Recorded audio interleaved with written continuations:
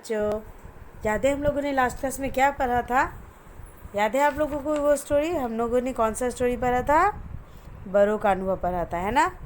हम लोग अपने एल्डर से जो एक्सपीरियंस गेन करते हैं, वो अपने एक्सपीरियंस के आधार पे जो हमें बताते हैं, हमें उसको फॉलो करना चाहिए, है ना? यही पढ़ा था ना हम लोगों ने इस लेसन में। चलो आज मैं क्या कर रही हूँ कि सारे क्वेश्चन आंसर एक्सप्लेन कर रही हूँ। ध्यान से सुनना और लिखते समय अगर कुछ समझ में ना आया तो ये वीडियो सुन लेना, ठीक है? चलो, आपको पता है ना फर्स्ट क्वेश्चन हम लोग को कौन सा होता है? MCQs, ठीक है? तो चलो हम लोग MCQ से अपने क्वेश्चन एक्सरसाइज स्टार्ट करते हैं। चलो, ठीक है? और मैं क्वेश्चन बोलूँ ना तो आंसर बोलने की कोशिश करना। आपको आ रहा है कि थोड़ा चेक करना तो कि आप लोगों ने कितना लेसन समझा और कितना नहीं। ओके बेटा, चलो फर्स्ट MCQs आपका है कि इचिरो और चिरो कौन थे? क्या है क्वेश्चन? इचिरो और चिरो कौन थे? ठीक है बेटा, वैसे आपने अगर नोटबुक में नहीं लिखा होगा सारे लेसन तो अभी जब आपके एग्ज़ाम हुए होंगे तो आपको बहुत सारे प्रॉब्लम आए होंगे, है ना? लर्न करने में भी परेशानी हो रही होगी, बार बार आपको पॉकेट स्टडी में जाना पड़ रहा होगा। तो अब अगर इस मुसीबत में फिर से नहीं पढ़ना चाहते हो तो क्या करोगे? अभी से ही स्टार्ट करोगे, नोटबुक लोगे, चैप्टर वाइज अपने नोट्स बनाते जाओगे, लर्न करते जाओगे, ताकि अभी जो नेक्स्ट एग्ज़ाम आए तो आप लोगों को पहले वाले प्रॉब्लम जैसा सामना ना करना पड़े। ओके, अब ये मत सोचना कि मैम को कैसे पता चल गया कि हम लोगों ने तो नोट्स बनाए ही नहीं थे, मैम को पता चला आपके आंसर देख कर, ठीक है? बहुत सारे बच्चों ने क्या किया था कि बुक के ही आंसर को हूबहू 3-4 लाइन वो क्वेश्चन वाले आंसर से मैच करके लिख दिया। तो मुझे पता चल गया कि इन बच्चों ने नोट्स नहीं बनाए हैं, ठीक है? अभी आपको क्या करना है? नोटबुक लेना है। अभी अब तो जो होगा, अब तो ये सेकेंड एग्ज़ाम में ही होगा आप लोगों का, तो न्यू नोटबुक लेकर अभी देखो आपके पृथ्वीराज चौहान इसके पहले का चैप्टर है और यही है ना? तो आप अच्छे से नोट्स रेडी करना शुरू कर दो। ओके, चल अभी मैं स्टार्ट करूँ। फर्स्ट क्वेश्चन है इचिरो और चिरो कौन थे? तो कौन थे इचिरो और चिरो बताओ? दोस्त थे, बहन थे, क्या थे? भाई थे, है ना? तो आपको क्या लिखना है कि इचिरो और चिरो कौन थे? भाई थे। जब वे घर लौटते तब उनका स्वागत कौन करता था? अगर ये क्वेश्चन आया तो आप याद करना कि मैम ने एग्जाम्पल भी दिया था कि जब आप स्कूल से घर जाते हो, कई फ्रेंड के घर से घर जाते हो, वापस अपने घर जाते हो, तो आपका स्वागत कौन करता है? कौन पूछता है कि आ गए बेटा, खाया कि नहीं खाया, कैसे हो? ये आपकी माँ पूछती है ना? तो जब इचिरो और चिरो भी जब वापस आते थे तो उनका स्वागत कौन करता था? उनकी माँ करती थी। नेक्स्ट अब थर्ड क्वेश्चन, कितने वर्ष की उम्र में बूढ़ों को उनके यहाँ पहाड़ों पर छोड़ देते थे? ठीक है, कितने वर्ष की उम्र में जहाँ इचिरो और चिरो रहते थे वहाँ पे क्या किया जाता था कि जब वो ओल्ड एज के पेरेंट्स हो जाते थे तो उनको क्या किया जाता था? पहाड़ों पर छोड़ दिया जाता था। तो आप बताओगे कि 70 वर्ष की उम्र में वहाँ बूढ़ों को उनके यहाँ पहाड़ों पर छोड़ दिया जाता था। याद रखना, कितने वर्ष की उम्र में? 70 वर्ष की उम्र में। सुमी माँ रास्ते में क्या गिराते जा रही थी? आपको याद है ना, जब इचिरो और चिरो सुमी माँ को पहाड़ी पर छोड़ने जा रहे थे तो रास्ते में कुछ गिराते जा रही थी। क्यों गिराती जा रही थी तोड़कर? ताकि जब उसके बच्चे उसको पहाड़ी पर से छोड़कर वापस आए तो उन लोग को मालूम हो कि रास्ता कहाँ जा रहा है ना? तो वो किसे क्या गिराते जा रही थी? सरकंडों को गिराती जा रही थी, है ना? ये सरकंडे क्या होते हैं? जंगली एक वृक्ष के पत्ते होते हैं, सॉरी जंगली फल होते हैं, है ना? ठीक है, अब देखो नेक्स्ट हम लोग बोल रहे हैं। अभी वो जो सरकंडे का पौधा होता है ना, वो गांठदार होता है, जैसे वो आप गिराओगे ना तो पता चलेगा कि कुछ गिर रहा है, ठीक है? इसलिए वो सरकंडों को तोड़कर गिराती जा रही थी। नेक्स्ट क्वेश्चन, राजा ने इचिरो और चिरो को काम पूरा करने की खुशी में क्या इनाम प्रदान किया? याद है ना आप लोगों को, राजा ने बहुत सारे प्रतियोगिता का आयोजन कराया था तो चिरो और चिरो ने उस प्रतियोगिता को पूरा कर लिया था। तो उसकी खुशी में क्या इनाम प्रदान किया जा रहा था? स्वर्ण पदक। क्या इनाम प्रदान किया जा रहा था? स्वर्ण पदक। राजा ने इचिरो और चिरो और सुमी माँ को क्या नियुक्त किया? ठीक है, राजा ने इचिरो, चिरो और सुमी माँ को क्या नियुक्त किया? तो क्या नियुक्त किया याद है आप लोगों को? शाही सलाहकार नियुक्त किया था। क्या नियुक्त किया था? शाही सलाहकार। याद रखना कि राजा ने इचिरो और चिरो के ईमानदारी से, सच्चाई से, काम से प्रसन्न होकर उन्हें और उनकी माँ को अब शाही सलाहकार मतलब उनके राज्य में शाही सलाहकार बनकर रहेंगे। ठीक है बेटा, चलो मैं आपसे कुछ फिर से एक बार रिविजन कर देती हूँ। इचिरो और चिरो कौन थे? भाई थे। जब वे घर लौटते थे तो उनका स्वागत कौन करता था? उनकी माँ। कितने वर्ष की उम्र में बूढ़ों को उनके यहाँ पहाड़ों पर छोड़ देते थे? 70 वर्ष की उम्र में। सुमी माँ रास्ते में क्या गिराती जा रही थी? सरकंडों को। राजा ने इचिरो और चिरो को काम पूरा करने की खुशी में क्या इनाम प्रदान किया? बताओ, याद है? हाँ, स्वर्ण पदक प्रदान किया था। क्या प्रदान किया था? स्वर्ण पदक प्रदान किया था। राजा ने इचिरो, चिरो और सुमी माँ को क्या नियुक्त किया था? शाही सलाहकार नियुक्त किया था। ठीक है, नेक्स्ट क्वेश्चन है अब खाली जगहों को भरो, है ना। चलो, एमसीक्यूज कंप्लीट हो गया। अब सेकंड क्वेश्चन है आपका खाली जगहों को भरो। फर्स्ट को फिल इन द ब्लैंक्स है इचिरो और चिरो नाम के 2 फिल इन द ब्लैंक्स थे। तो आपको याद रखना होगा कि इचिरो और चिरो नाम के 2 क्या थे? भाई थे। आज मैं फिल इन द ब्लैंक्स की हो गई हूँ। सुमी क्या बता रही थी अपने बारे में? वो कितने वर्ष की हो गई थी? 70 वर्ष की हो गई थी, है ना। आज मैं 70 वर्ष की हो गई हूँ। दोनों भाइयों ने अपनी माँ को झोपड़ी के पिछले हिस्से में छिपा दिया। अब यहाँ क्वेश्चन क्या होगा कि दोनों भाइयों ने अपनी माँ को फिल इन द ब्लैंक्स के पिछले हिस्से में छिपा दिया। तो आप आंसर लिखोगे झोपड़ी। दोनों भाइयों ने अपनी माँ को झोपड़ी के पिछले हिस्से में छिपा दिया था। चलो नेक्स्ट क्वेश्चन। चिरो, इस सामान के हकदार हम नहीं बल्कि हमारी फिल इन द ब्लैंक्स है। तो क्वेश्चन क्या था? चिरो को जब राजा सम्मान दे रहे थे तो उन्होंने क्या बोला कि इस सम्मान के हकदार हम नहीं बल्कि हमारी माँ सुम्मी है। कौन है? हमारी माँ सुम्मी है। ओके, चलो मैं फिल इन द ब्लैंक्स एक बार फिर से रिवाइज करवा रही हूँ, ध्यान देना। इचिरो और चिरो नाम के 2 भाई थे। ठीक है, इचिरो और चिरो क्या थे? नाम के 2 भाई थे। आज मैं 70 वर्ष की हो गई हूँ। सुमी उस दिन कितने वर्ष की हो गई थी? 70 वर्ष की हो गई थी, है ना। फिर दोनों भाइयों ने अपनी माँ को फिल इन द ब्लैंक्स के पिछले हिस्से में छिपा दिया। कहाँ छिपा दिया? झोपड़ी के पिछले हिस्से में छिपा दिया। Next question. चिरो, इस सम्मान के हकदार हम नहीं बल्कि हमारी फिल इन द ब्लैंक्स है। उन्होंने क्या बताया था कि इस सम्मान के हकदार हम नहीं बल्कि हमारी माँ सुम्मी है। ठीक है, फर्स्ट क्वेश्चन हो गया एमसीक्यूज, सेकंड क्वेश्चन हो गया फिल इन द ब्लैंक्स। तब थर्ड क्वेश्चन जो है आपका वो क्या है? सही गलत का निशान लगाओ। ठीक है, आपको जो सही वाक्य है उस पर सही लिखना है, जो गलत वाक्य है वहाँ पे गलत लिखना है। ठीक है, चलो फर्स्ट वाला देखो। इचिरो और चिरो खेतों में काम करते थे। इचिरो और चिरो कहाँ काम करते थे? याद है आप लोगों को ना? खेतों में काम करते थे। तो ये हो गया सही। सेकेंड नंबर, ये वो पहाड़ था जहाँ 70 वर्ष के होते ही सभी बूढ़ों को उनके बच्चे लाकर छोड़ जाया करते थे। सही। जो वो पहाड़ था ना वहाँ पर एक, जहाँ 70 वर्ष के होते ही लोग अपने पेरेंट्स को छोड़कर चले जाते थे। थर्ड नंबर, सुमी माँ रास्ते के किनारे पर उगे हुए फलों को तोड़कर गिराती जा रही थी। अब बताओ, अभी मैंने बताया ना सुमी माँ रास्ते के किनारे पे क्या उगे हुए क्या तोड़कर गिराती जा रही थी? सरकंडों को। ठीक है, तो यहाँ पे फल नहीं आएगा, ये गलत हो गया। ओके, फोर्थ नंबर, काम पूरे करने की खुशी में राजा ने दोनों को सजा दी। बताओ सही कि गलत? जब उन दोनों ने अपने काम पूरे कर लिए थे तो उन दोनों को तो इनाम मिला था, सजा तो नहीं मिली थी, तो ये गलत। ओके, नेक्स्ट, उनके राजा का नाम रामा था। चिरो और इचिरो के राजा का क्या नाम था बेटा?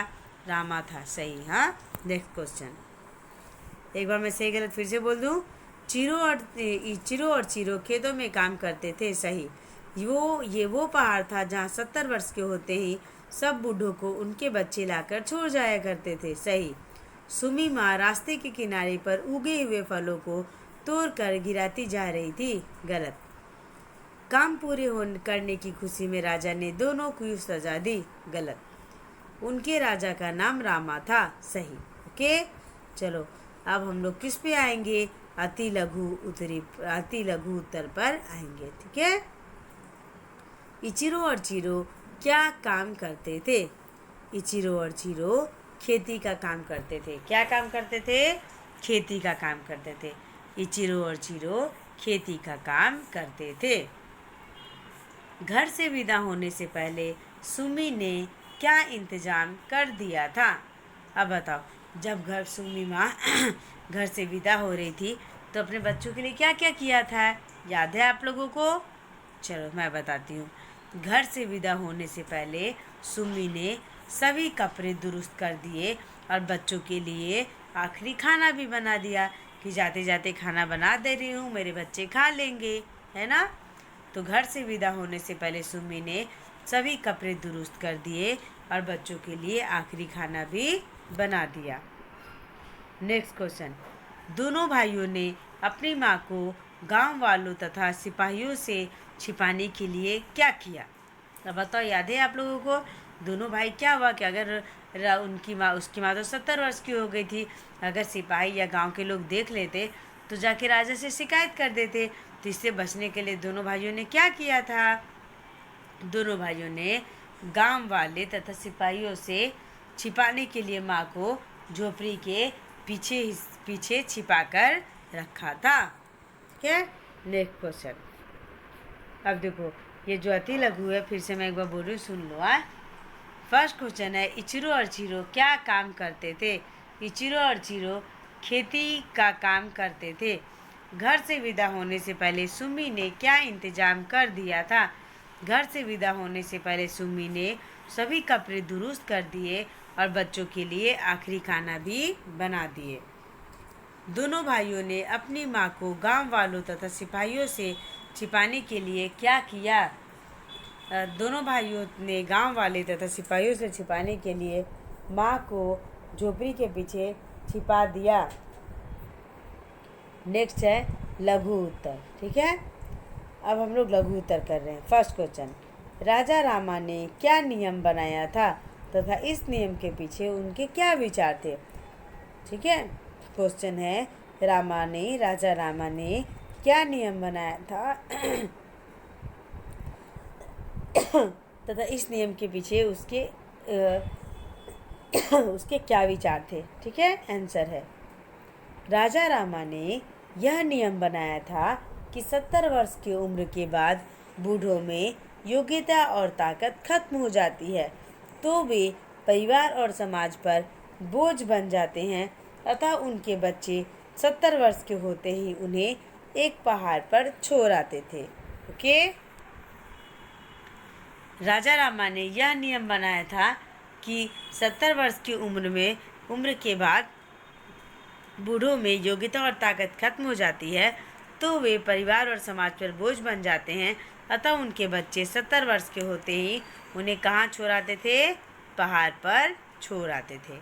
नेक्स्ट क्वेश्चन, इचिरो और चिरो ने राजा के सामने कौन सा अपराध स्वीकार किया? ठीक है।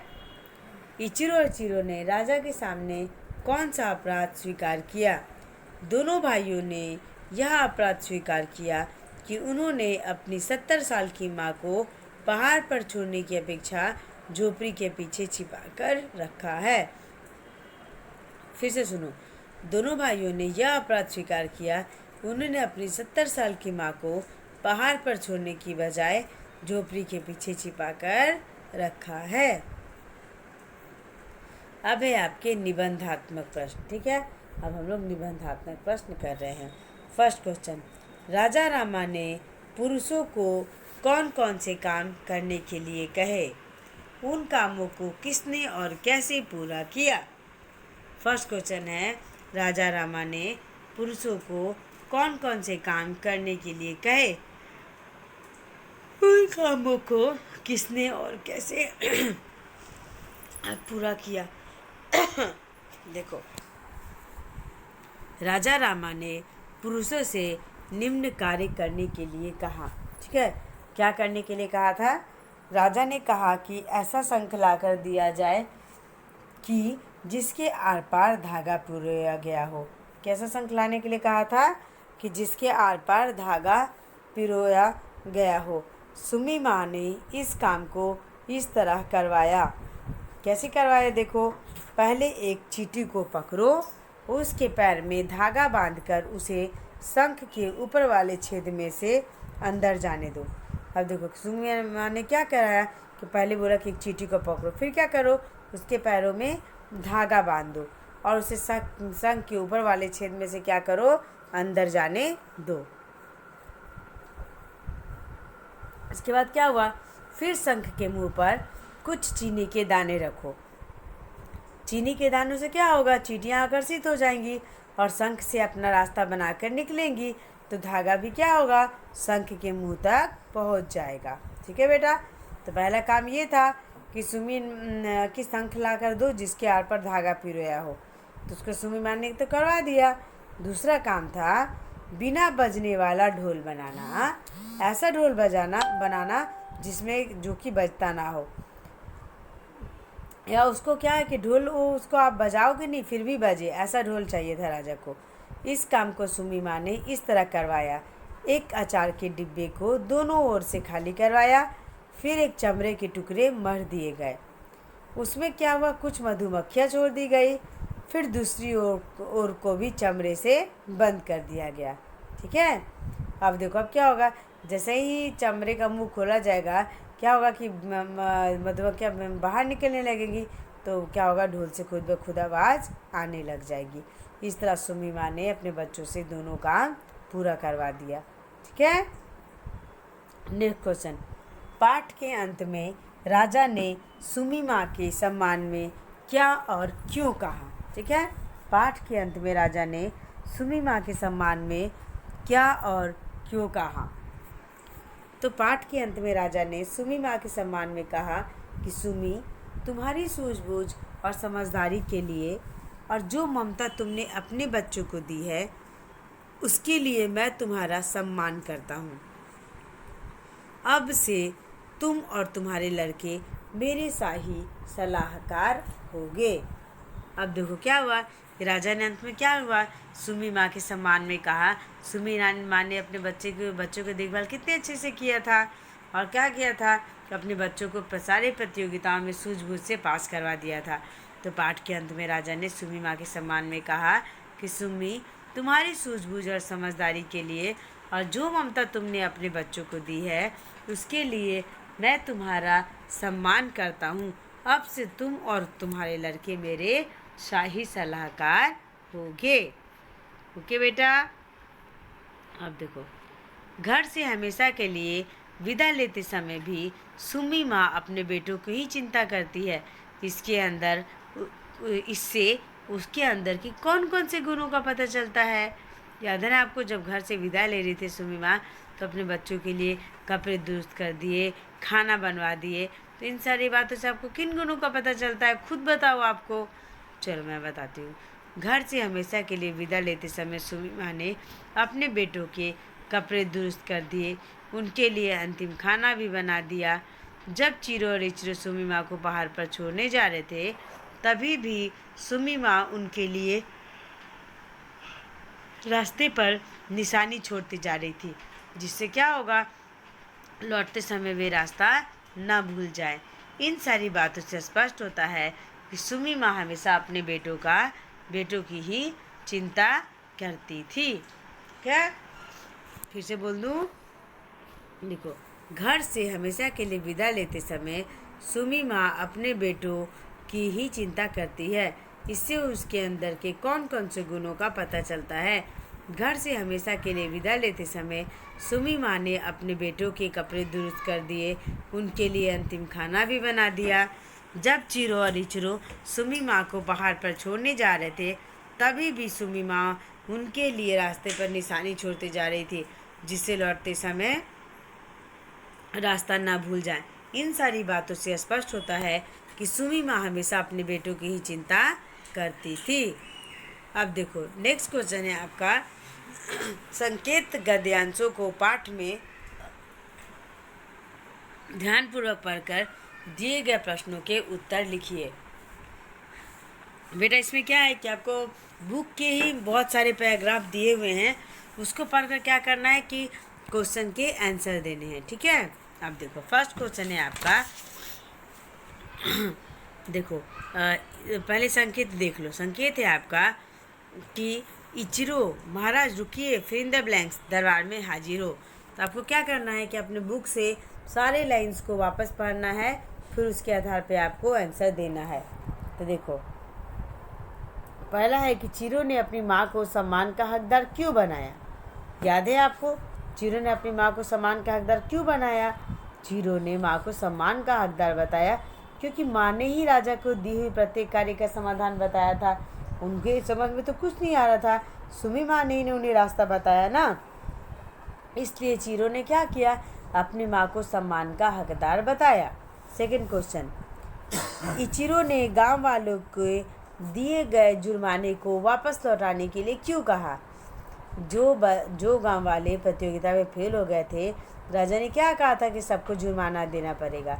तो जब इचिरो जीत गए तो उन्होंने क्या किया, गांव वालों को जुर्माने को वापस लौटाने के लिए कहा। क्यों कहा, क्योंकि वे बेचारे गांव वाले तो गरीब थे, जुर्माना देने से और वे गरीब हो गए थे, इसीलिए क्योंकि गांव वाले जुर्माना देने से गरीब से और ज़्यादा गरीब हो गए थे, इसलिए इचिरो ने गांव वालों को दिए जुर्माने को वापस लौटाने के लिए कहा। नेक्स्ट क्वेश्चन है, राजा ने दोनों भाइयों को क्या आदेश दिया। राजा ने दोनों भाइयों को अपनी माँ के साथ दरबार में हाजिर होने का आदेश दिया। ठीक है, राजा ने दोनों भाइयों को क्या आदेश दिया, तो अपनी माँ के साथ दरबार में हाजिर होने का आदेश दिया। ठीक है, अब देखो बेटा यहाँ पे आप लोगों का क्या होता है कि बुक के एक्सरसाइज के क्वेश्चन खत्म होते हैं, ग्रामर के क्वेश्चन स्टार्ट होते हैं। ठीक है, तो ये मैंने क्या किया कि बुक में ही फिलअप कर दिया ताकि आपको प्रॉब्लम ना हो। आप भी अपनी बुक में ही फिलअप कर लेना, लेकिन जो लिखने वाली है ना ग्रामर वो लिखोगे ही। जैसे कि देखो यहाँ देखो आपको सब यहाँ पर ग्रामर में क्या है, देखो किसी काम के करने या होने का बोध कराने वाले शब्द को क्रिया कहते हैं। वैसे भी आपने पढ़ा होगा डूइंग वर्ड्स, इंग्लिश में पढ़ा है ना, क्रिया पढ़ा है ना, वर्ब, कि किसी काम को करने या होने का जो बोध कराए शब्द वो क्रिया कहलाते हैं। तथा जिसके द्वारा कार्य किया जाता है मतलब जो काम करता है वो कर्ता कहलाता है ना। आपने सब्जेक्ट और वर्ब इंग्लिश में पढ़ा है ना, बस हिंदी में सब्जेक्ट हो गया कर्ता, और जो काम होता है किया जाता है, जो भी हंसना रोना खाना पीना ये सब जो वर्ब है वो इंग्लिश में क्या हिंदी में क्या कहलाते हैं, क्रिया कहलाते हैं। तो दो बातों को आपको याद रखना, पहला इंग्लिश में जो सब्जेक्ट होता है वो हिंदी में कर्ता, इंग्लिश में जो वर्ब होता है हिंदी में वो क्रिया।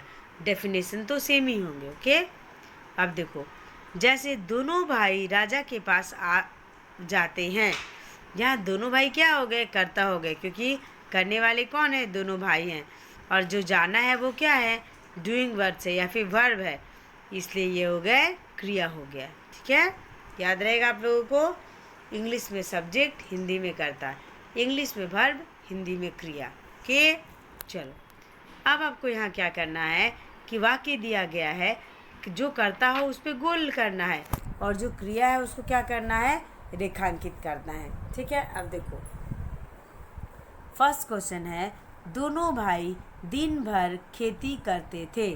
तो अब देखो ये दोनों भाई क्या हो गए, कर्ता हो गए क्योंकि करने वाले हैं, और करना क्या हो गया यहाँ पर, वर्ब हो गया। तो क्या किया गया, दोनों भाई कर्ता पे गोला लग गया, और करते थे क्रिया शब्द है उसको रेखांकित कर दिया गया या फिर अंडरलाइन कर दिया गया। सेकेंड वाला, वे उदास रहने लगे। कौन उदास रहने लगे, वे, तो वे क्या हो गए, कर्ता। क्या हुआ था, क्या काम हो रहा है, रहने लगे, तो रहने लगे क्या हो जाएगा यहाँ पर, क्रिया हो जाएगा। नेक्स्ट क्वेश्चन, राज्य के राजा ने नियम बनाया। अब देखो नियम बनाने वाला कौन है, राजा, यानी सब्जेक्ट कौन है, राजा, तो राजा को सर्कल कर दिया। नियम बनाया, काम क्या हो रहा बनाने का, तो बनाना को रेखांकित कर दिया गया या फिर अंडरलाइन कर दिया गया। घ नंबर, माँ ने लौटने का रास्ता बनाया। कर्ता कौन हुआ, माँ ने, माँ और काम क्या हुआ है, रास्ता बनाने का। तो रास्ता बनाया को रेखांकित किया गया, माँ को गोला किया गया। सब गांव वाले को जुर्माना भरना पड़ा।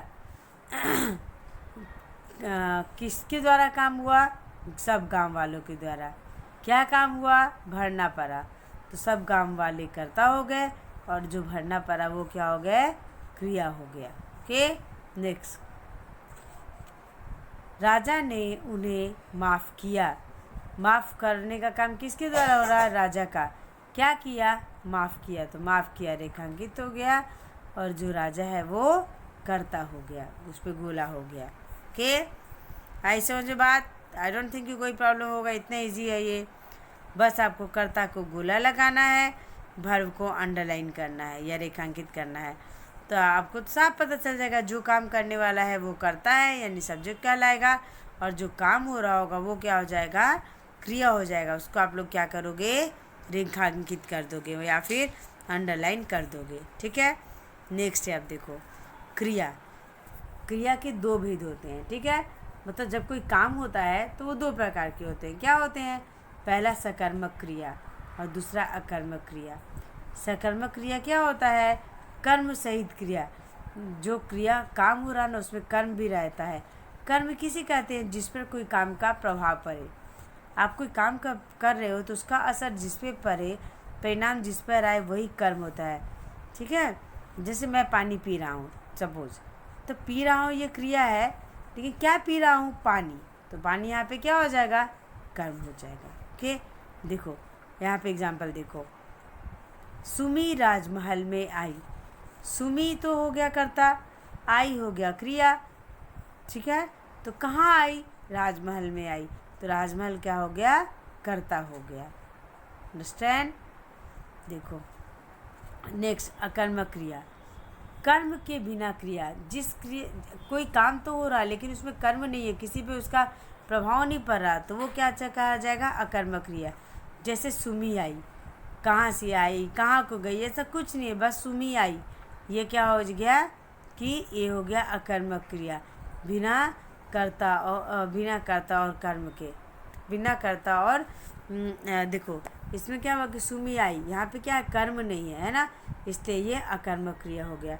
याद रखना, जिस क्रिया में कर्म हो वो सकर्मक क्रिया, जिस क्रिया में कर्म ना हो वो अकर्मक क्रिया। ठीक है, कर्म क्या होता है, जिस पर काम का प्रभाव पड़े। सपोज मैं खाना खा रही हूँ, तो खा रही हूँ, क्या खा रही हूँ, खाना। तो खाना क्या हो गया, कर्म हो गया।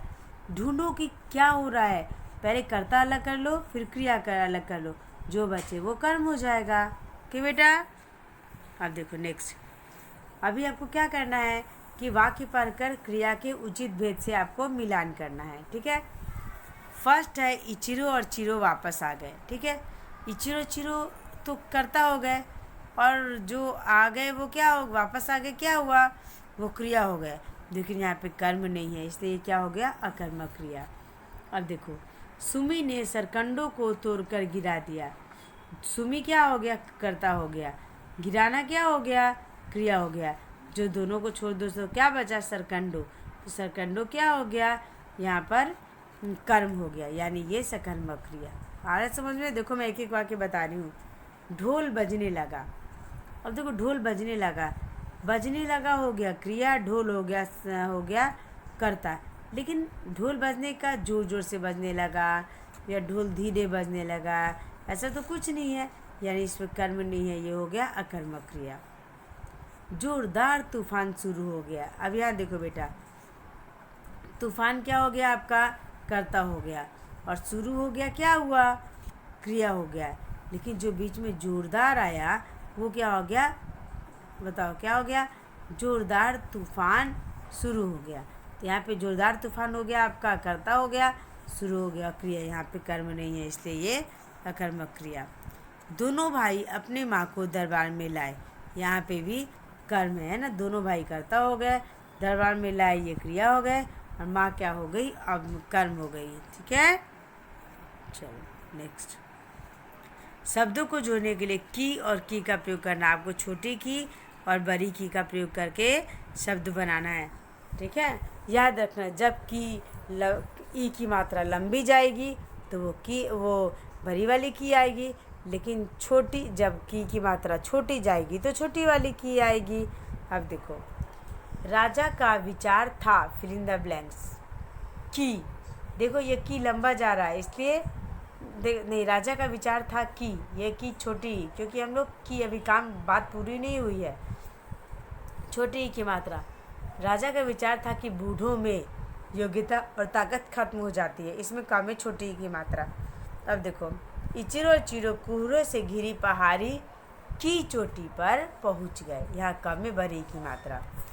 अपने बेटों की बड़ी की मात्रा, आवाज़ कानों में पहुंचते ही सुमी में चेतना आ गई। सब आश्चर्यचकित रह गए कि अभी वाक्य खत्म नहीं हुआ था, इसलिए छोटी की मात्रा, ऐसा ढोल भला कैसे बन सकता है। उन्हें आदेश दिया कि अभी भी बात खत्म नहीं हुई, छोटी की मात्रा, कल अपनी माँ को लेकर हाजिर हो।